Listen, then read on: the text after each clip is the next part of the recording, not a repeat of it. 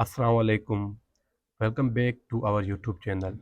Series of how to translate a sentence. Daily use words is ongoing. Today words is on the pretext of. Hindi Sindhi में माना छा आहे जे बहाने असां mostly इहो वर्ड्स नॉर्मल लाइफ में यूज़ बि कंदा आहियूं तव्हां हिन जे बहाने मूंसां चिड़णु चाहियो था तव्हां पैसनि जे बहाने मूंसां चिड़णु चाहियो था अहिड़े हिसाब सां त यूज़ कंदा आहियूं फर्स्ट सेंटेंस असां लिखियो आहे मिल्कियत जे बहाने हू मूंसां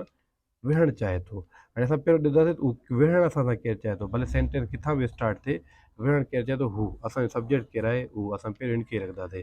ही हाणे हू त चाहे वांट्स माना विढ़णु चाहे थो हिकु हुनजी डिज़ायर आहे ही वांट्स टू फाइट हू विढ़णु चाहे थो विढ़णु कंहिंसां चाहे थो मूंसां चाहे थो विद मी हाणे छा वजह छा आहे हाणे असां ॾींदासीं on the pretext of property हू मूंसां मिल्कियत जे बहाने विढ़णु चाहे थो असां पहिरियों सेंटेंस जॾहिं ट्रांसलेट कंदा आहियूं त पहिरियों फोकस असांजो सब्जेक्ट ते हुजणु घुरिजे त माना इहो कमु करे केरु थो पोइ सब्जेक्ट खां पोइ डायरेक्ट असां ॾिसंदासीं उहो कहिड़े टेंस में ॻाल्हि करे थो पोइ असां ॾिसंदासीं त उहो ऑब्जेक्ट माना उहो विढ़णु या ॻाल्हाइणु कंहिं बि मामले ते कंहिंसां चाहे थो उहो असां हुयो मी पोइ असां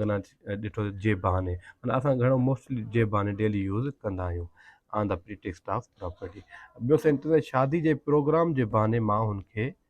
ॾिठो हाणे शादी जे प्रोग्राम जे बहाने मां हुनखे ॾिठो सेंटेंस भले शादी खां स्टार्ट थियो त असांजो मैरिज सब्जेक्ट न आहे सब्जेक्ट कहिड़ा आहे ॾिठो कीअं आहे कमु एक्शन कीअं जो आहे एक्शन आहे मुंहिंजो मां आहे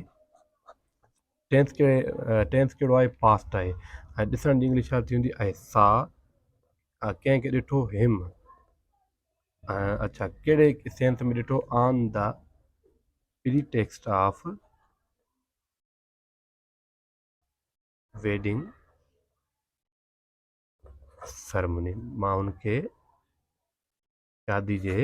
बहाने ॾिठो हाणे सेंटेंस ठीकु आहे महिरबानी